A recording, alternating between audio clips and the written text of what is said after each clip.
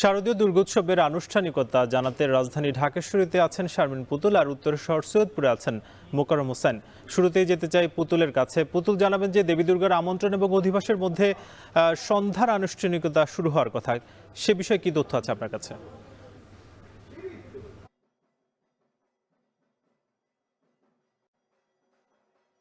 সাকিব, ইতিমধ্যেই কিন্তু ষষ্ঠীর যে সন্ধ্যার যে আগমনী বার্তা, সেটা কিন্তু আনুষ্ঠানিকতা শুরু হয়ে গিয়েছে। দেবী দুর্গাকে এবং যে পোশাক এবং গহনা পরিয়েই কিন্তু সর্বসাধারণের জন্য উন্মুক্ত করে দিয়েছে ঢাকেশ্বরী মন্দিরের এই মণ্ডপ থেকে।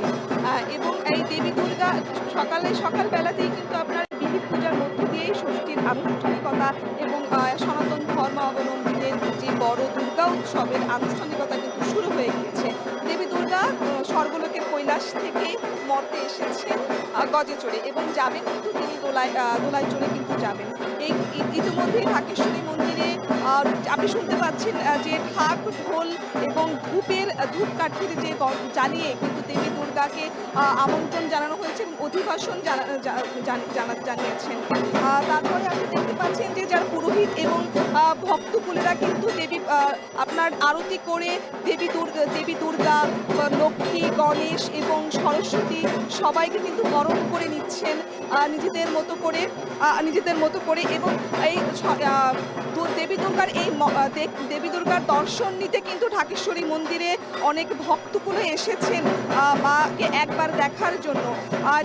এবং ইতিমধ্যেই বিভিন্ন ধর্মাবলম্বীদের সাথে কথা বলেছি, তারা কিন্তু প্রতি বছরই এই অপেক্ষায় থাকেন, মানে মা আসবেন, মা এসে ভক্তদের মনের আশা পূরণ করবেন এবং তাদের যে মনোবাসনা রয়েছে এবং দেশের যে সার্বিক পরিস্থিতি রয়েছে সেগুলো সব যে সংকট রয়েছে সেই সংকটে দেবী দুর্গা তা নিরসন করবে বলে বিভিন্ন ভক্তরা কিন্তু আমাদেরকে জানিয়েছেন। ইতিমধ্যেই আমাদের মাঝে উপস্থিত ছিলেন নাহিদ ইসলাম, এনসিপির যে আহ্বায়ক, তিনি বলেছেন যে গত 1 বছর ধরে যে ধর্মাবলম্বীরা, যারা সনাতন ধর্মাবলম্বী রয়েছেন, তাদের দাবি দেওয়া রয়েছে, সেই দাবি দেওয়াগুলো পূরণের জন্য ইতিমধ্যেই তিনি সরকারকে আহ্বান জানিয়েছেন যাতে যারা সনাতন ধর্মাবলম্বীরা আছেন তাদের দাবি দেওয়াগুলো যেন সরকার পূরণ করেন। এবং তার বিকেলবেলার দিকে আপনার বিএনপি কমিশনার এসে সার্বিক নিরাপত্তার বিষয়টিও তিনি নিশ্চিত করেছেন। এই ছিল আমার কাছে সাকিব। এবার যেতে চাই মোকাররমের কাছে। মোকাররম, জানাবেন যে আমরা তো পুতুলের মাধ্যমে জানছিলাম যে ঢাকার যে আনুষ্ঠানিকতা সন্ধ্যার, সেটা জানাচ্ছিলেন, আপনার ওখানে কি অবস্থা জানতে চাই।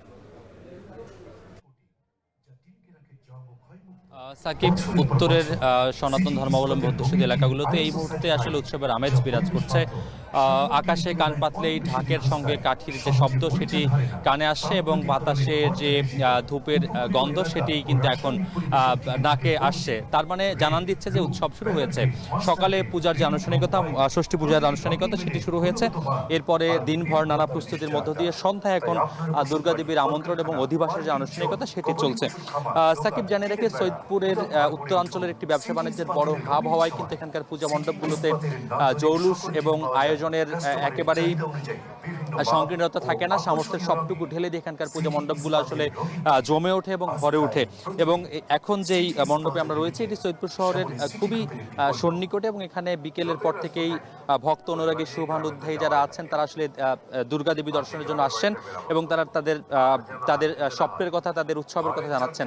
আমরা দেখছি আগামীকাল সকাল থেকে মহাসপ্তমীর যে আনুষ্ঠানিকতা সেটির আগে আজকের যে ষষ্ঠী পূজা, সেখান থেকে তারা উৎসবের রংটি আসলে ছড়িয়ে দিতে যাচ্ছেন।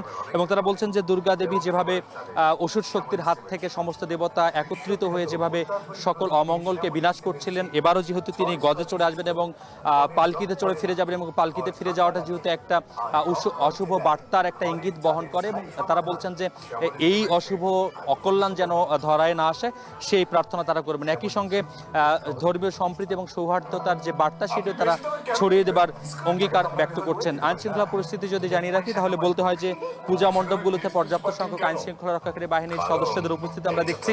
আনসার সদস্য সহ পুলিশ সদস্যরা সার্বক্ষণিক মোতায়েন রয়েছে এবং খানিকক্ষণ পরপর সেনাবাহিনীর টহল দল আসলে পূজা মণ্ডপগুলোর আশেপাশে টহল দিচ্ছে।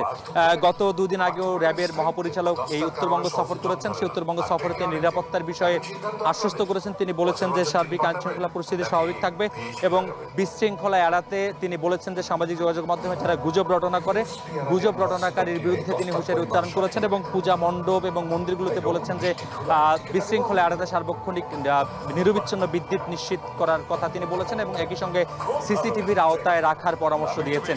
তো আমরা দেখছি যে সেই পরামর্শ মোতাবেক কিন্তু এই যে আনুষ্ঠানিকতাগুলো সেগুলো চলছে এবং সেই আনুষ্ঠানিকতাগুলোর মধ্য দিয়ে শারদীয় দুর্গোৎসবের যে আনুষ্ঠানিকতা সেটি চলছে। জানিয়ে রাখি, উত্তরবঙ্গের বিভাগীয় শহর রংপুরে এবার 912টি মণ্ডপ এবং মন্দিরে দুর্গাপুজো অনুষ্ঠিত হচ্ছে এবং পাশের জেলা নীলফামারীতে 847টি মণ্ডপ এবং মন্দিরে দুর্গাপুজোর আনুষ্ঠানিকতা চলছে। এই ছিল সাকিব এই মুহূর্তে সৈয়দপুর থেকে শারদীয় দুর্গোৎসবের ষষ্ঠীর আয়োজনের সবশেষ খবর। সাকিব। শারদীয় দুর্গোৎসবের খবর জানাচ্ছিলেন সহকর্মীরা। যুক্ত ছিলেন ঢাকা থেকে শারমিন পুতুল এবং সৈয়দপুর থেকে মোকাররম হোসেন।